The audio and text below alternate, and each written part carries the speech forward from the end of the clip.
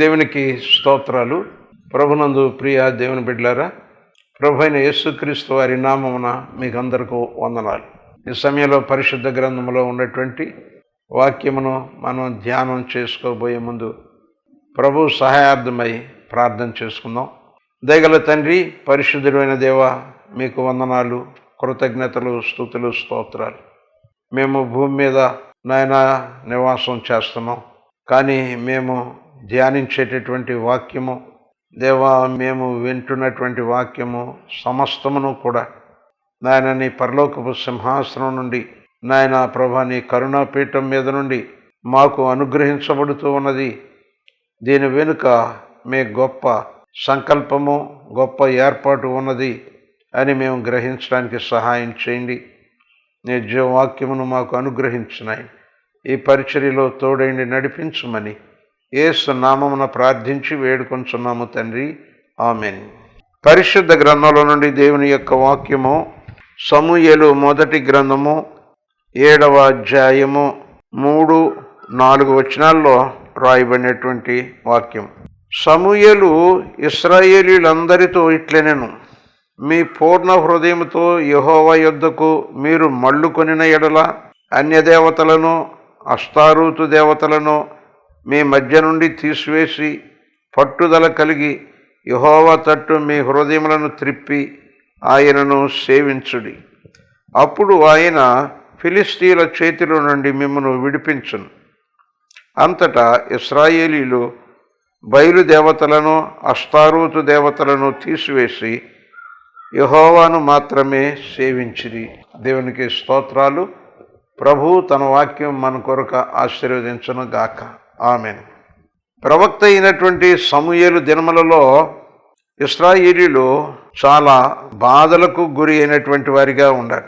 ఆ సమయంలో మందసము కిర్యత్యారీములోనికి తీసుకొని రాబడింది. మందసం అక్కడికి వచ్చి మరి 20 సంవత్సరాలు అయింది.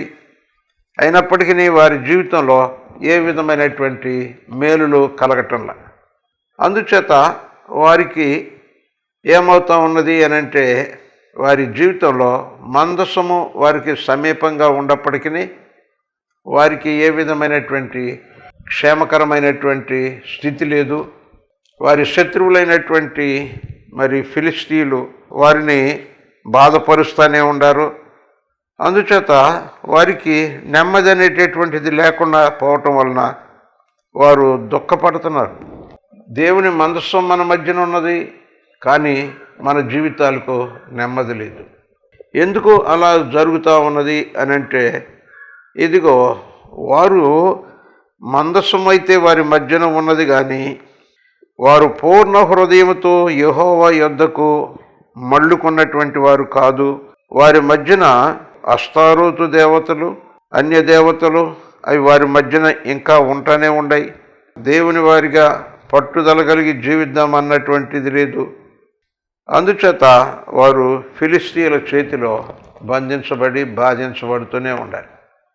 ఈ దినములలో ఒక మాట అందరికీ తెలిసినటువంటి మాట ఏంటంటే, నామకార్థ క్రైస్తవ్యము అనేటిది. పేరుకు నామకార్థమైనటువంటి క్రైస్తవులుగా ఉంటూ ఉంటారు. ఎన్నో చర్చ్ బిల్డింగ్స్ వారి మధ్యన ఉంటాయి. ఎన్నో మరి సంవత్సరానికి సువార్త సభలు, అనేక రకాలైనటువంటి క్రైస్తవ కార్యక్రమాలు జరుగుతూ ఉంటాయి. అయితే ఆ యొక్క క్రైస్తవ సమాజంలో ఉండవలసినటువంటి నీతి, న్యాయము, పరిశుద్ధాత్మ ప్రభావము, దేవుని రక్షణ వలన కలిగేటటువంటి సంతోషం, ఆ ఆశీర్వచనం వారి మధ్యన మరి మనం కనుగొనలేని స్థితులు కొన్ని సందర్భాల్లో చూస్తాం. దీనికి కారణము ఈ సమూయేలు ప్రవక్త చెప్పేది ఏమిటి అని అంటే, ఇదిగో అన్య దేవతలను మీ మధ్య నుండి తీసివేయండి. అన్య దేవతలు అంటే ఒక బొమ్మలని, విగ్రహాలని, లేక వారు కొలుస్తున్నటువంటి కొన్ని ఆకారాలని, నామాలని, అది కాదు. కానీ దేవుని నీతికి వ్యతిరేకమైనటువంటి వాటికి దేనికి ప్రాధాన్యత ఇవ్వకూడదు. దేవుడు తన గ్రంథంలో దేనిని నీతిగా బయలుపరిచాడో, ఎలాగా వాక్యానుసారంగా జీవించమని చెప్పాడో అలాగా జీవించటమే ప్రాధాన్యం. కానీ నేను క్రైస్తవ మత నియమాలు పాటిస్తున్నాను, క్రైస్తవేతరుల యొక్క ధోరణి నాలో ఏదీ లేదు, అందుచేత నాకు మరి దేవుని కృప దొరుకుద్ది అన్నట్టుగా ఉండటం కాదు. నీతిని ప్రేమించటం అనేటటువంటిది, దుర్నీతిని ద్వేషించటం అనేటటువంటిది అది చాలా ప్రాముఖ్యమైనది. అన్య దేవతలను మరి అన్యుల సంబంధమైనటువంటి వాటిని తీసివేయి అంటే అర్థం ఏంటంటే నీ యొక్క సమస్త నడవడికలో దుర్నీతి అనేటటువంటిది ఉండకూడదు. ఈ నీతి అనేటటువంటిది మానవునికి ఎక్కడ దొరుకుద్ది అని అంటే దేవుడు నీతి కలిగినటువంటి వాడు అని బైబిల్లో రాయబడి, మానవుని యొక్క విశ్వాస జీవితానికి ఒక ఆధారం ఏమంటే భక్తుడు దావీదేమంటాడు, నా నీతికి ఆధారమగు దేవా అని. దేవుని చిత్తం జరిగించడం, దేవుని యొక్క వాక్యానుసారంగా జీవించటం, అది నీతికి ఆధారం. ఆ మనుషులు వారు ఏం చేస్తూ ఉంటారు, నీతిని ప్రేమిస్తారు, దేవునికి ఇష్టమైనటువంటి వాటిని మరి వారు స్వీకరిస్తారు, దేవునికి ఇష్టం లేనటువంటి వాటిని ఇవి దుర్నీతి అని తీసేస్తారు. అయితే ఈ దినాల్లో క్రైస్తవ సమాజం ఎలా ఉంది అని అంటే లోకములో యేసుక్రీస్తు వారి యొక్క నీతికి వ్యతిరేకమైనటువంటి కొన్ని ఆచారాలు, వాటిని భారతదేశ సాంప్రదాయం అని అనేక రకాలైనటువంటి పేర్లు పెట్టి ఆ పద్ధతిలో కొనసాగిస్తూనే ఉంటారు. అయితే అవి మేలుకరమైనటువంటివి అయితే దేవుడే దానిని తన యొక్క వాక్యము ద్వారా నీతి కార్యక్రమంలో విశ్వాస యొక్క మరి నడవడికలో వాటిని పేర్కొంటాడు. కానీ దుర్నీతి సంబంధమైనటువంటివి అయితే వాటిని ఆయన ద్వేషిస్తాడు.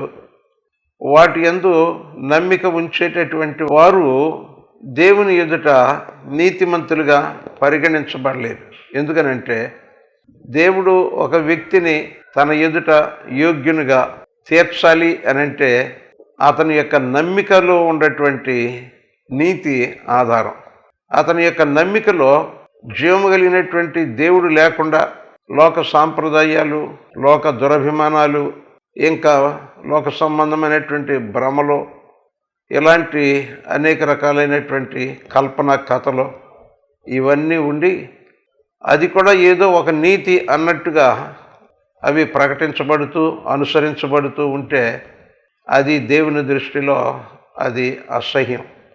అందుకని దేవుని యొక్క వాక్యం ఏం చెప్తుందంటే మానవుని యొక్క స్వనీతి కార్యములు దేవుని ఎదుట అవి మురికి గుడ్డల్లాగా ఉండవి అని చెప్తారు. కనుక నీతి దుర్నీతి అనేటటువంటి దానికి ఒక వ్యత్యాసం ఏంటి అని అంటే దేవుని యొక్క చిత్తము, దేవుని యొక్క వాక్యము, దేవునికి అంగీకారము, జీవము కలిగినటువంటి పరిశుద్ధుడైనటువంటి దేవుడు చెప్పినటువంటివే ఉండాలి. దేవుడు చెప్పనటువంటివి మనుషులకు నీతి కార్యాలుగా కనపడవచ్చు, కానీ వాటిని ఏమాత్రం కూడా మరి పాటించడానికి వీల్లేదు.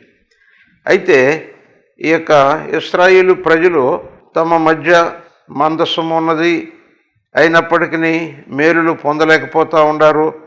అప్పుడు వారు వచ్చి ఈ యొక్క ప్రవక్త అయినటువంటి సమూయేలు యొద్ద ఆ విషయాలు వారు విన్నవించుకున్నారు. అప్పుడు సమూయేలు వారితో ఏం చెప్పాడంటే 5వ వచనం, అంతటా సమూయేలు ఇశ్రాయేలీయులందరినీ మిస్పాకు పిలువనంపుడి, నేను మీ పక్షమున యెహోవాను ప్రార్థన చేతునని చెప్పగా వారు మిస్పాలో కూడుకొని నీళ్లు చేది యెహోవా సన్నిధిని కుమ్మరించి ఆ దినము ఉపవాసముండి యెహోవా దృష్టికి మేము పాపాత్ములమని ఒప్పుకొనిరి. వారు నిజంగా ఒక పరిష్కారం కోరుకుంటున్నారు. ఏమంటే మందస్సము మన మధ్యన ఉన్నప్పటికీ మనము ఆశీర్వదించబడలేకపోతున్నాము, దీనికి కారణమేంటో ప్రవక్తను మనం అడుగుదాము, ఆయనకి మన సమస్య చెప్పుదాము అని అంటే ఆయన ఏమన్నాడంటే ఇశ్రాయేలీయులందరినీ మిస్పాకు పిలువనంపుడి అని వారిని పిలువనంపించి అతను ఏం చేస్తానన్నాడు, నేను మీ పక్షమున యెహోవాకు ప్రార్థన చేస్తాను అని చెప్పినప్పుడు ఆ ఇశ్రాయేలు ప్రజలు మిస్పాలో కూడుకున్నారు. అప్పుడు వారు ఏం చేశారు? నీళ్లు చేది యెహోవా సన్నిధిని కుమ్మరించారు. అక్కడ మరి బావి ఉండి ఉంటుంది. ఆ బావిలో నుండి నీళ్లు చేది దేవుని సన్నిధిలో వాటిని కుమ్మరించారు. అంటే ఇది దేనికి సూచన అనంటే, తమ హృదయంలో ఉన్నటువంటి వేదనను దానిని అంతటిని కూడా దేవుని సన్నిధిలో కుమ్మరించారు. మరి సమూయేలు మొదటి గ్రంథంలోనే ప్రారంభ అధ్యాయాల్లో మరి హన్న విజ్ఞాపన గురించి ఏమి రాయబడి ఉందంటే, హన్న ప్రార్థన చేస్తుంది కానీ శబ్దం రావటం లేదు, పెదాలు కదులుతున్నాయి కానీ ఏ విధమైనటువంటి శబ్దం వినపట్ల. అప్పుడు ఏలి యాజకుడు అనుకున్నాడు, ఈమె ప్రొద్దుండే మద్యము తాగి మత్తుగా ఉన్నది అని అనుకుంటున్నాడు.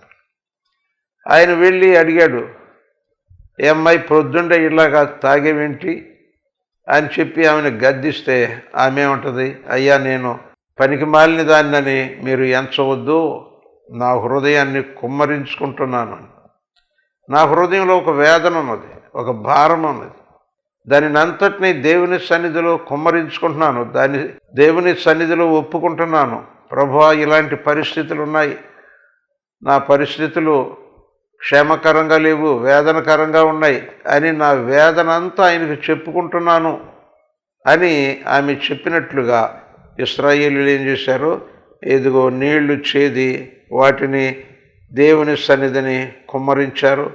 తర్వాత వారు ఆ దినమున ఉపవాసం ఉండి యెహోవా దృష్టికి మేము పాపాత్ములము అని ఒప్పుకున్నారు.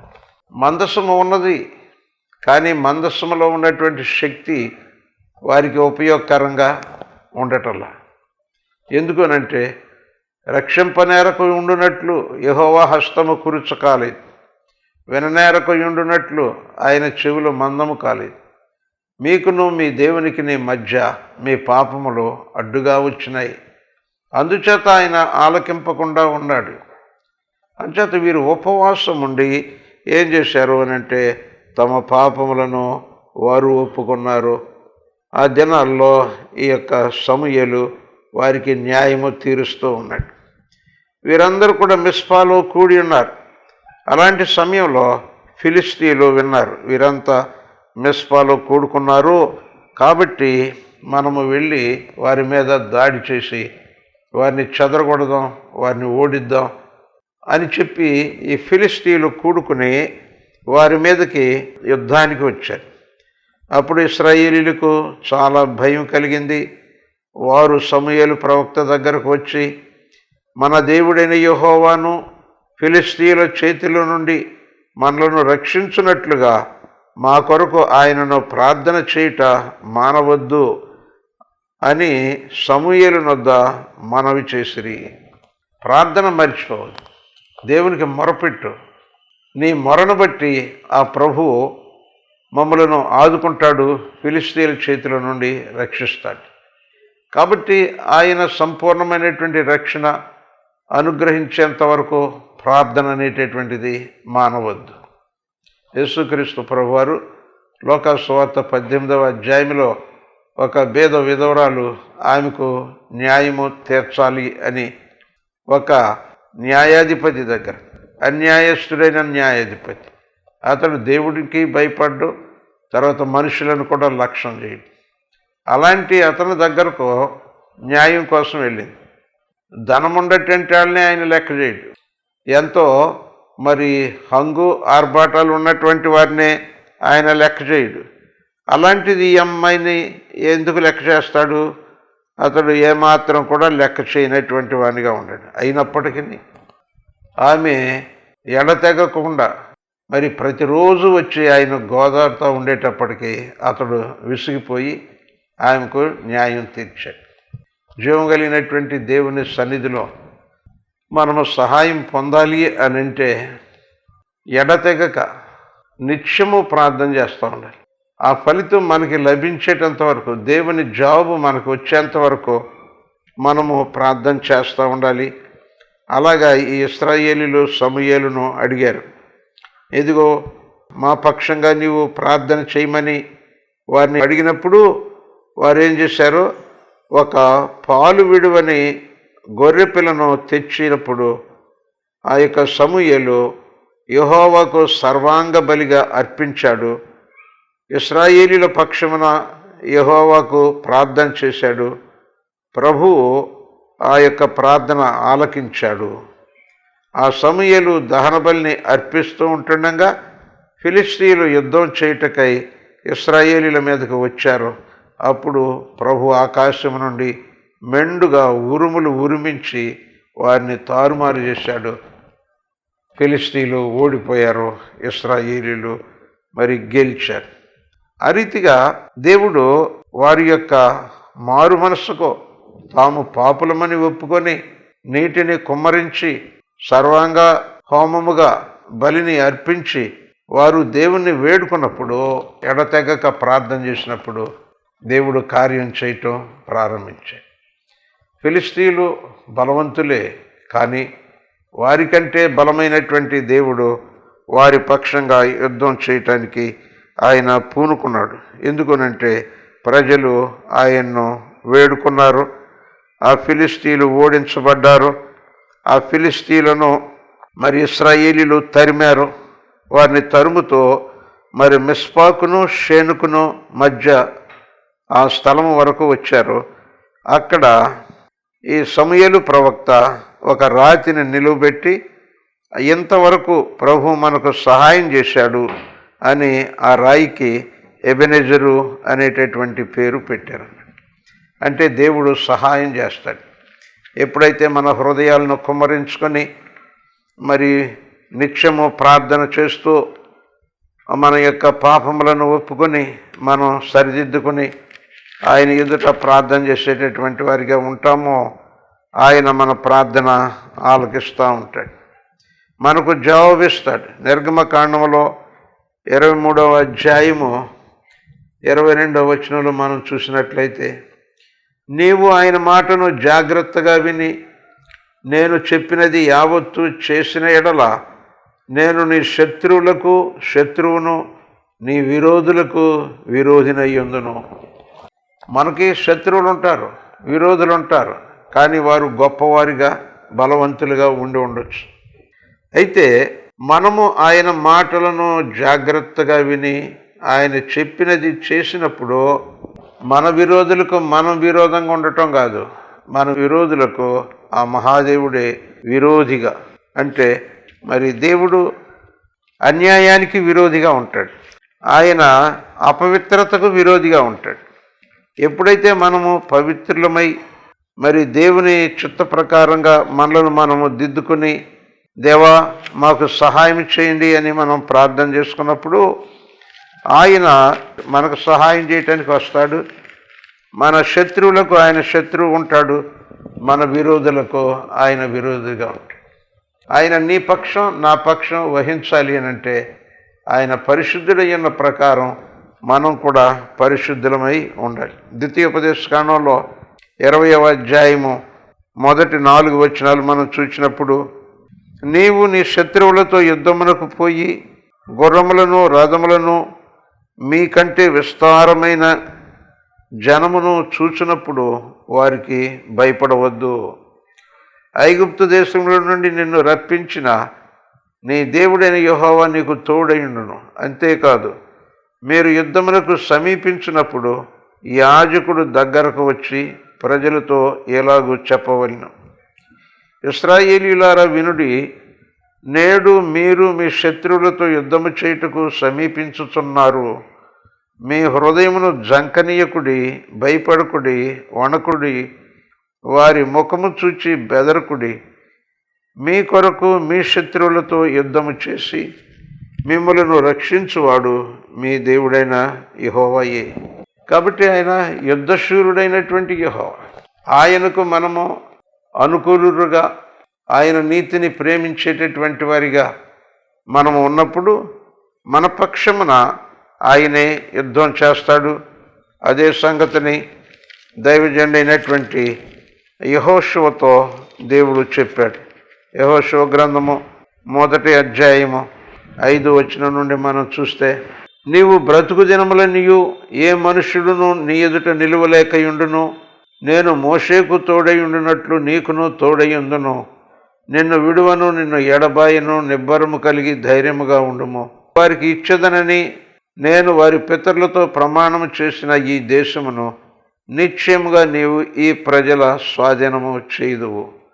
అయితే నిబ్బరము కలిగి జాగ్రత్త పడి బహుధైర్యముగా ఉండి నా సేవకుడైన మోషే నీకు ధర్మశాస్త్రం అంతటి చొప్పున చేయవలెను. నీవు నడుచు ప్రతి మార్గమున చక్కగా ప్రవర్తించున్నట్లు నీవు దాని నుండి కుడికి గాని ఎడమకు గాని తొలగకూడదు. ఈ ధర్మశాస్త్ర గ్రంథమును నీవు బోధింపక తప్పిపోకూడదు. దానిలో రాయబడి ఉన్న వాటన్నిటి ప్రకారము చేయుటకు నీవు జాగ్రత్త పడినట్లు దివారాత్రము దాన్ని ధ్యానించిన ఎడల నీ మార్గము వర్ధిల్ల చేసుకుని చక్కగా ప్రవర్తించదు. నేను నీకు ఆజ్ఞ ఇచ్చిన్నాను కదా, నిబ్బరము కలిగి ధైర్యముగా నుండుము, దిగులు పడకము, జడియకుము. నీవు నడుచు మార్గం అంతటిలో నీ దేవుడైన యెహోవా నీకు తోడయుండు. దేవుని యొక్క వాక్యము, దేవుని యొక్క ధర్మశాస్త్రమును జాగ్రత్తగా ధ్యానిస్తూ ఆ ప్రకారంగా నడుచుకునేటట్టు తన ప్రవర్తనను సరిచేసుకునేటటువంటి వారు ఉండినట్లయితే అలాంటి వారికి దేవుడు సహాయం చేసేటటువంటి ఆయనగా ఉన్నాడు. అందుచేత మన జీవితంలో మరి యేసుక్రీస్తు ప్రభువారు చెప్పినటువంటి ఆ యొక్క సందేశాల్లో ఆయన ఏమంటాడంటే, మీరు విసుగక నిత్యము ప్రార్థన చేస్తా ఉన్నారు.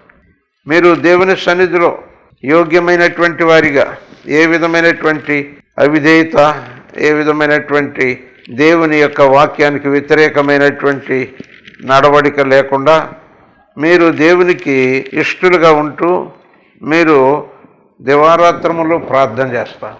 దేవుని యొక్క వాక్యంలో నీతిమంతుని విజ్ఞాపన మనఃపూర్వకమైనదై బహు బలము గలదై ఉంటుంది.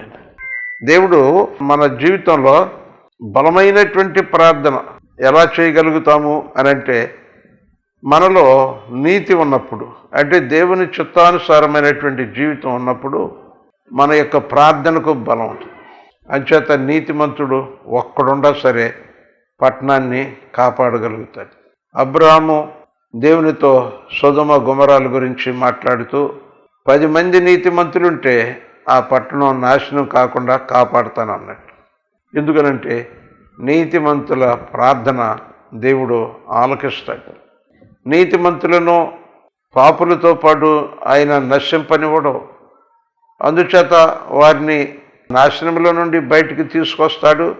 వారు 10 మంది ఉండినట్లయితే ఆ సొదొమ గొమొర పట్టణాలను కూడా ఆయన కాపాడుతాడు. నీతిమంతుని ప్రార్థనలు, విజ్ఞాపనలో ఆయన ఎంతో అంగీకరిస్తాడు. అవి ఆయనకు ఎంతో ఇష్టమైనటువంటివిగా ఉంటూ ఉంటాయి.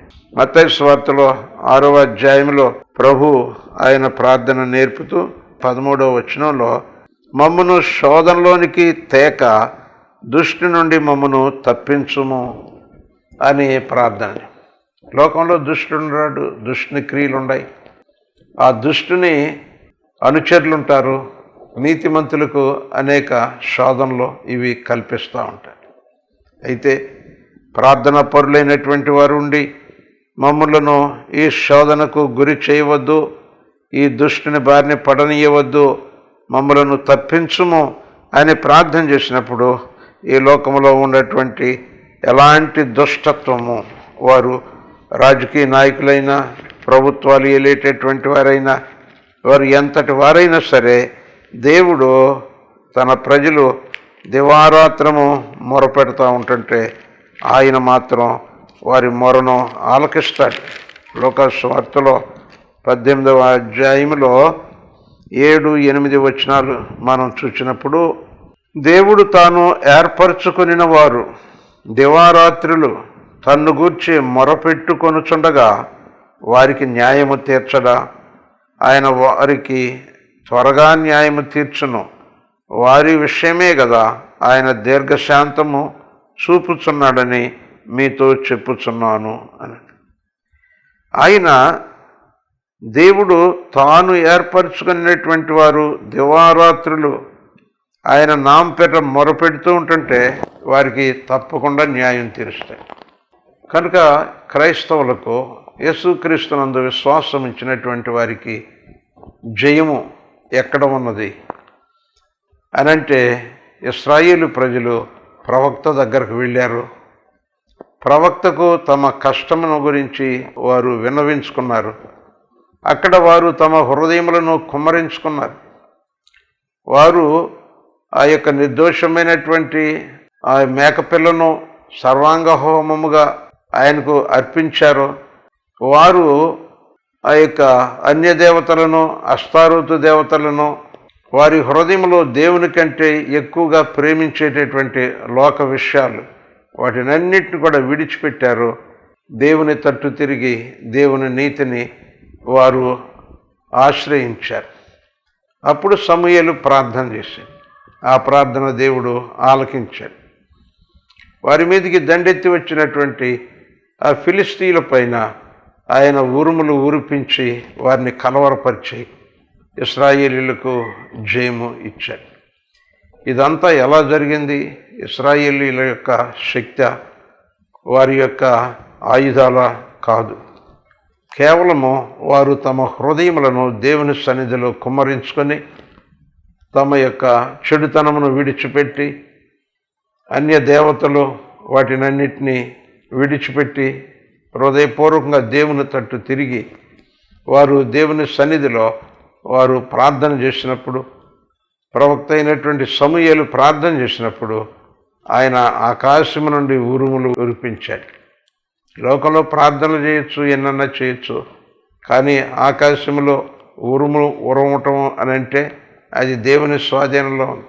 శత్రువు యొక్క గుండెలు మరి అవి భయపడిపోయి ఆ గుండెలు దిగజారిపోయేటట్టుగా వారు భయపడిపోయేటటువంటి వారిగా చెయ్యాలి అని అంటే ఎంత యుద్ధ నైపుణ్యం కలిగినటువంటి వారైనా చేయలేదు. కానీ దేవునికి మొరపెట్టినప్పుడు దేవుడు శత్రువు యొక్క గుండెలు చెదరగొట్టేస్తాడు.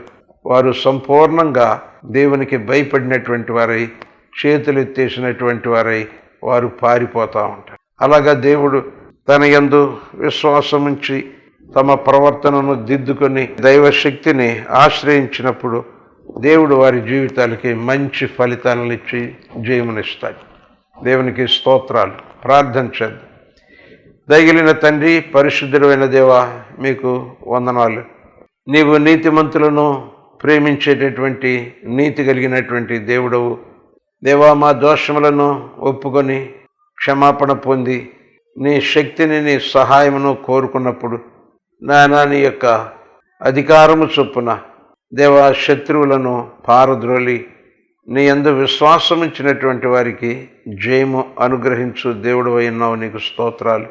మాలో ఉన్నటువంటి ఆ యొక్క నీకు ఆయస్కరమైనటువంటి వాటిని ఒప్పుకొని సరిచేసుకుని నీ సహాయం కొరకు కోరుకునేటట్లుగా హృదయ శుద్ధి మాకు దయచేయండి. దేవా, దిద్దుబాటు కలిగినటువంటి వారమై మేలైనటువంటి ప్రతిఫలాలు నీ శక్తి ద్వారా పొందేటట్లుగా నాయన మీకు అంగీకారమైనటువంటి వారిగా ఉండగలిగేటట్లు సహాయం చేయండి. ఈ పరిచర్యను ఫలింపచేయండి. మీకు వందనాలు చెల్లిస్తూ యేసునామమున ప్రార్థించి వేడుకొంచున్నాము తండ్రి. ఆమేన్. మన తండ్రిన దేవుని దయ, ప్రభువైన యేసుక్రీస్తు వారి కృప, పరిశుద్ధాత్మదేవుని అన్యోన్య సహవాసము మనకు తోడుగా ఉండి ఆ సర్వశక్తి కలిగినటువంటి దేవుని యొక్క శక్తిని వినియోగించుకోగలిగేటట్లుగా మన యొక్క అవిధేయత ప్రవర్తనను దిద్దుకొనున్నట్లును, దేవుని శక్తిని పొంది గొప్ప జయం పొందగలిగేటట్లుగాను ప్రభువు మనకు సహాయం చేయునుగాక. ఆమెన్. హల్లెలూయా. దేవునికి స్తోత్రాలు. మీకు వందనాలు.